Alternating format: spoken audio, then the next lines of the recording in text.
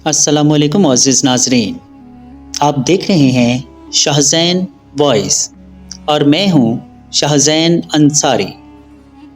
پرانے زمانے کا ذکر ہے کہ ایران کے کسی شہر میں امانت نامی ایک شخص رہتا تھا۔ وہ غلہ فروشی کا کام کرتا اور شہر کے بیچوں بیچ ایک بڑے بازار میں اس کی غلے کی دکان تھی۔ اس دکان میں گندم، چاول، گڑ، مکئی اور دالیں فروخت ہوتی تھی۔ اس کی ایمانداری، خوش اخلاقی اور غلے کے مناسب داموں کی وجہ سے لوگ دور دور سے اس دکان میں سودا لینے آتے تھے۔ اس دکان میں دو نوعمر لڑکے بھی کام کرتے تھے۔ ایک کا نام احسان تھا اور دوسرے کا نام مقصود۔ دونوں تقریباً ہم عمر ہی تھے اور کوئی 12 سال کے ہوں گے۔ ان لڑکوں کا تعلق غریب گھرانوں سے تھا اور دونوں کے باپ اس دنیا میں نہیں تھے۔ وہ امانت کے محلے میں ہی رہتے تھے اور اسے ان کے گھروں کے حالات کا علم تھا۔ اسی لیے اس نے انہیں اپنی دکان میں کام کرنے کے لیے رکھ لیا تھا۔ یہاں سے انہیں جو کچھ بھی ملتا تھا وہ اسے اپنی ماؤں کے ہاتھ پر رکھتے، جس سے وہ گھر کا خرچہ چلاتی تھیں۔ یہ دونوں بڑی محنت اور جان فشانی سے امانت کا ہاتھ بٹاتے تھے۔ امانت ان کی محنت اور ایمانداری سے بہت خوش تھا۔ ایک روز دوپہر کا وقت تھا اور سخت گرمی پڑ رہی تھی۔ گرمی کی وجہ سے سارا بازار سنسان پڑا تھا اور لوگ اپنے اپنے گھروں میں آرام کر رہے تھے۔ احسان اور مقصود دکان کے ایک کونے میں دوپہر کا کھانا کھا رہے تھے۔ امانت بھی دکان پر موجود تھا، اسی لیے دونوں لڑکے سرگوشیوں میں ایک دوسرے سے باتیں کر رہے تھے۔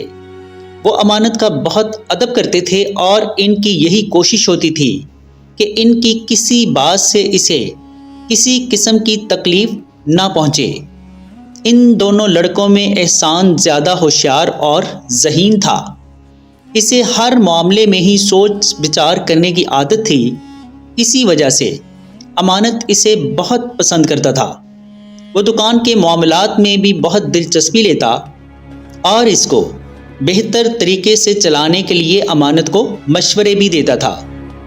وہ مشورے ایسے ہوتے تھے کہ امانت بخوشی ان پر عمل کرتا تھا۔ اسی کے مشورے پر امانت نے لکڑی کی ایک بڑی سی 2 پہیوں والی ہتھ ریڑھی بھی بنوا لی تھی۔ جو لوگ زیادہ سامان خریدا کرتے تھے، امانت ان کا وہ سامان اس گاڑی پر رکھ دیتا۔ گاہکوں کو اس سہولت سے بہت آسانی ہوئی تھی۔ اس وقت کام تو کوئی نہ تھا۔ گرمی کی وجہ سے گاہک دور دور تک نظر نہیں آ رہے تھے اور بازار میں سناٹا چھایا ہوا تھا۔ اسی لیے اس نے سوچا وہ گھر کا ایک چکر لگا لے، شام سے پہلے واپس آ جائے گا۔ اس نے گلے سے بڑی اشرفیاں اور درہم ایک تھیلی میں بھرے اور انہیں اپنی جیب میں رکھا اور اٹھنے ہی والا تھا کہ دکان کے دروازے پر ایک لمبا چوڑا شخص نمودار ہوا۔ اس کے چہرے پر گھنی داڑھی اور مونچھیں تھیں اور اس نے سر پر ایک کپڑا لپیٹ رکھا تھا۔ اسے دکان میں آتا دیکھ کر امانت دوبارہ اپنی جگہ پر بیٹھ گیا اور اسے دیکھنے لگا۔ اس آدمی کے کپڑے اتنے قیمتی تھے کہ امانت کے ذہن میں خیال آیا کہ وہ کوئی بہت ہی امیر کبیر آدمی ہے۔ وہ آدمی اندر آ گیا تو امانت نے کہا، فرمائیے، میں آپ کی کیا خدمت کر سکتا ہوں؟ اس آدمی کو دیکھ کر احسان اور مقصود بھی اپنی جگہ سے کھڑے ہو کر اس کے نزدیک آ کر کھڑے ہو گئے۔ وہ سمجھ گئے تھے کہ یہ امیر آدمی غلہ خریدنے آیا ہے اور انہیں سامان تول تول کر دینا پڑے گا۔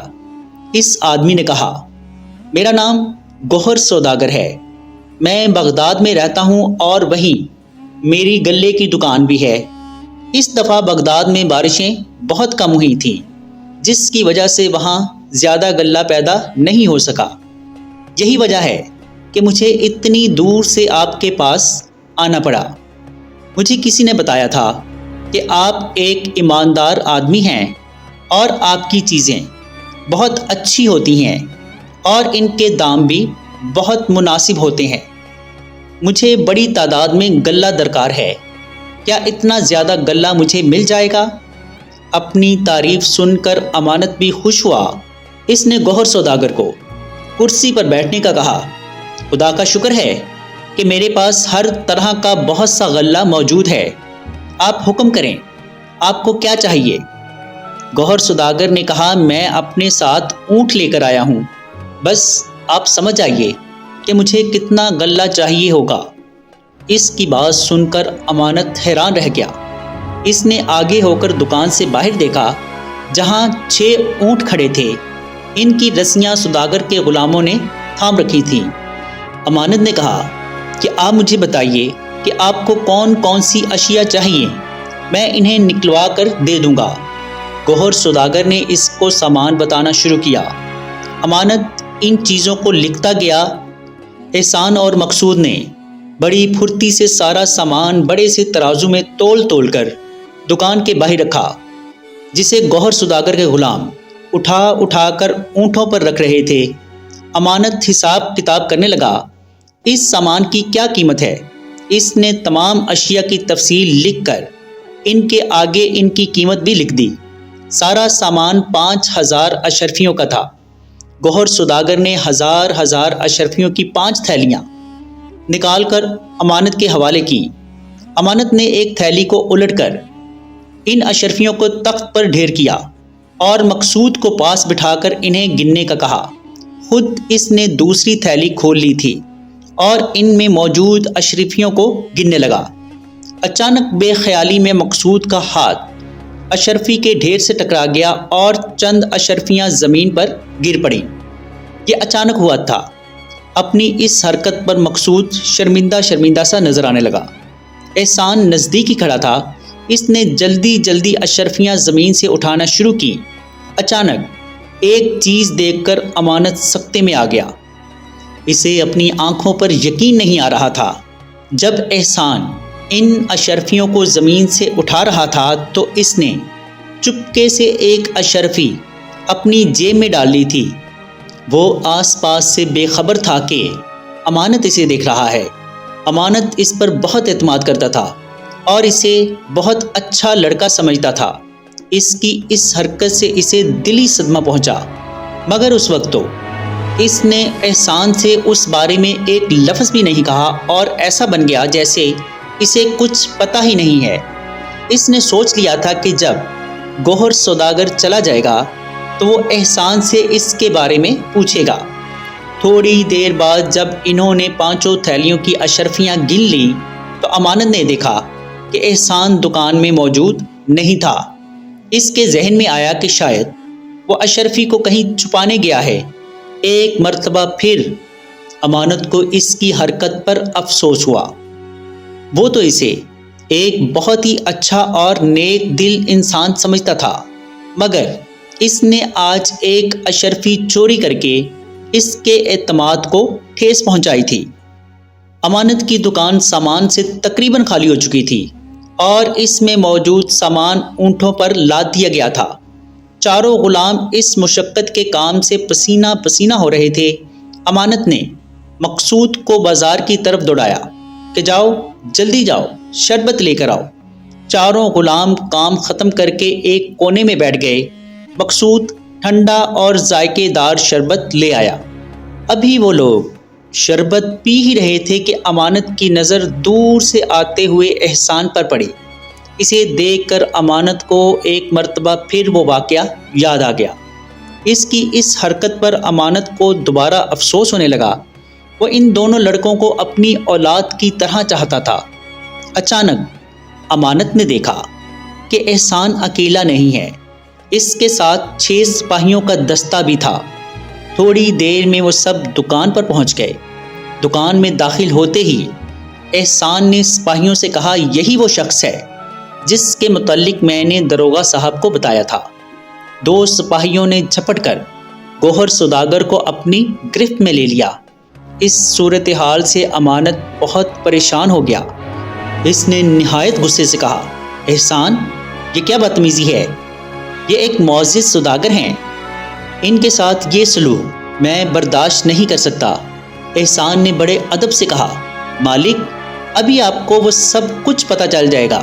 سپاہیوں کو دیکھ کر چاروں غلام بھی گھبرا کر کھڑے ہو گئے تھے۔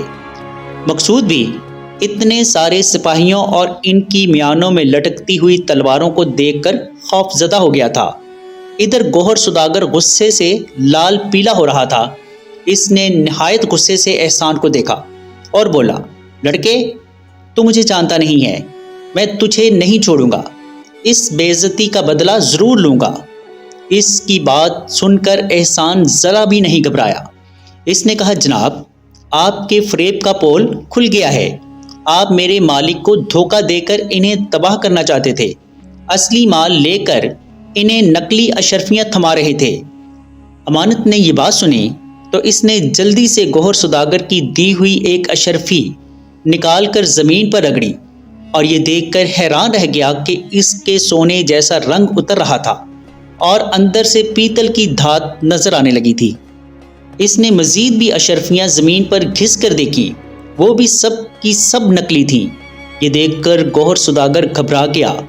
اس نے خود کو سپاہیوں کی گرفت سے چھڑوا کر بھاگنے کی کوشش کی مگر کامیاب نہ ہو سکا۔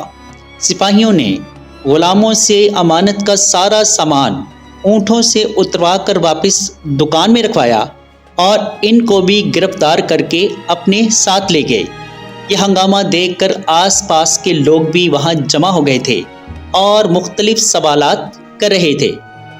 امانت نے انہیں اس واقعہ کے متعلق بتایا۔ وہ بہت خوش تھا کہ وہ ایک بڑے دھوکے سے بچ گیا ہے۔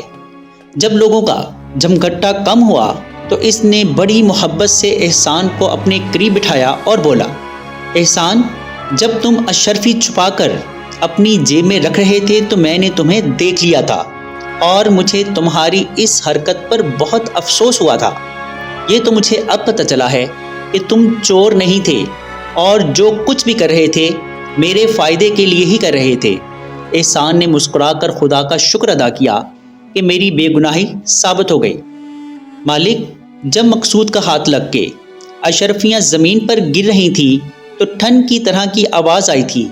مجھے اچھی طرح پتا ہے کہ تانبے اور پیتل کے سکوں کے گرنے سے کیسی آواز آتی ہے۔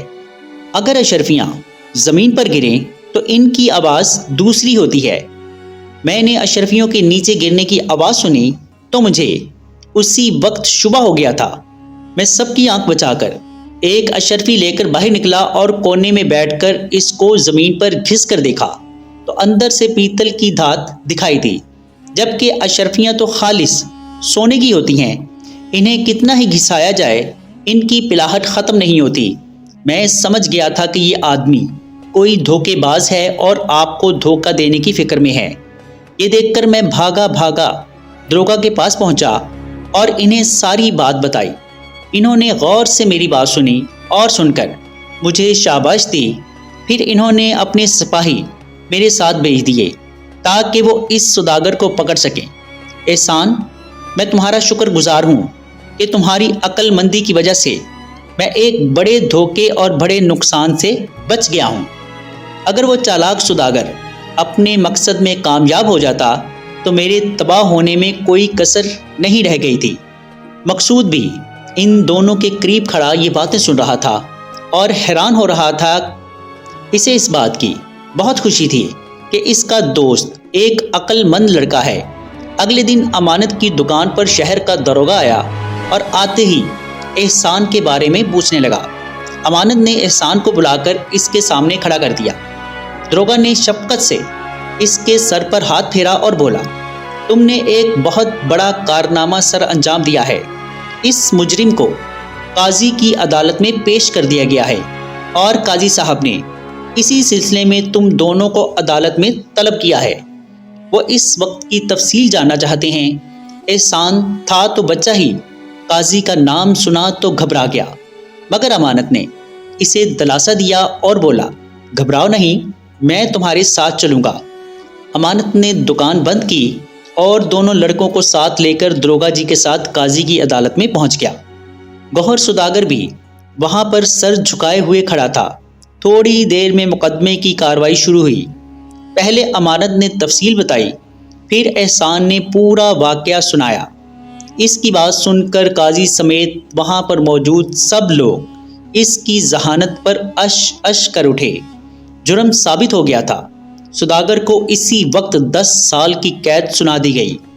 اس کے بعد قاضی نے احسان سے کہا، لڑکے احسان، میں تمہاری ذہانت سے بہت متاثر ہوا ہوں۔ تمہاری اگر صحیح تعلیم و تربیت ہو تو تم بڑے ہو کر ایک بہت اچھے اور قابل انسان بن کر ملک کی خدمت کر سکتے ہو۔ میں نے یہ پتہ کروایا ہے کہ تمہارا تعلق ایک غریب گھرانے سے ہے، جس کی وجہ سے تم اتنی کم عمری میں محنت مزدوری کرنے پر مجبور ہو گئے ہو۔ تمہارے اس کارنامے کے صلے میں نے فیصلہ کیا ہے کہ سرکاری خزانے سے تمہیں 5 سال تک 200 درہم ماہانہ وظیفہ دیا جائے گا۔ میں تمہارے مالک امانت کو بھی یہ حکم دیتا ہوں کہ وہ تمہاری اچھی تعلیم و تربیت کا بندوبست کرے۔ فارغ وقت میں تم اس کی دکان پر کام کر سکتے ہو، جس کا معاوضہ وہ تمہیں ادا کرتا رہے گا۔ قاضی کی یہ بات سن کر احسان کو خوشی تو ہوئی، لیکن اس کے چہرے پر خوشی کے وہ اثرات نہ تھے جو ہونے چاہیے تھے۔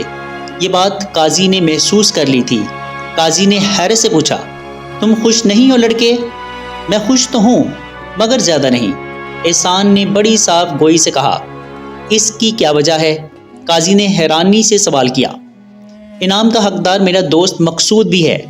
اگر اس کا ہاتھ لگنے کی وجہ سے اشرفیاں زمین پر نہ گرتی تو مجھے ان کی آواز بھی سنائی نہیں دیتی، اور مجھے پتہ نہیں چلتا کہ اشرفیاں نکلی ہیں۔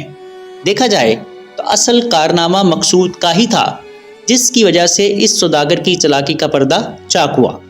احسان کی یہ بات سن کر عدالت میں موجود سب لوگ اس کی دوستی کے بہت زیادہ معترف ہوئے۔ قاضی صاحب احسان پر بہت خوش ہوئے۔ قاضی صاحب نے مسکرا کر کہا، شاباش لڑکے، تم نے بہت اچھی بات کی اور اپنے دوست کو نہیں بھولے۔ اب ہمارا یہ بھی فیصلہ ہے کہ تمہارے دوست مقصود کو بھی اتنا ہی وظیفہ ملے گا جتنا تمہیں، اور وہ بھی پورے 5 سال تک۔ اس کی پڑھائی لکھائی کی ذمہ داری بھی تمہارے مالک پر ہوگی۔ ساتھ ہی عدالت برخاست کی جاتی ہے۔ سب لوگ اٹھ کر جانے لگے تو مقصود احسان سے لپٹ گیا اور اس کی آنکھوں میں آنسو تھے۔ امانت نے بھی احسان کو گلے سے لگا لیا۔ اس کے بعد ان دونوں لڑکوں کے دن پھر گئے۔ وہ صبح سے لے کر دوپہر تک پڑھنے کے لیے ایک مکتب میں جانے لگے۔ وہاں سے واپسی پر وہ امانت کی دکان پر کام کرتے تھے۔ دونوں کی مائیں بہت خوش تھیں، کیونکہ قاضی کے دیے ہوئے وظیفے کی وجہ سے ان کی غربت دور ہو گئی تھی۔ پھر امانت کی دکان پر کام کرنے کے بھی پیسے انہیں ملا کرتے تھے۔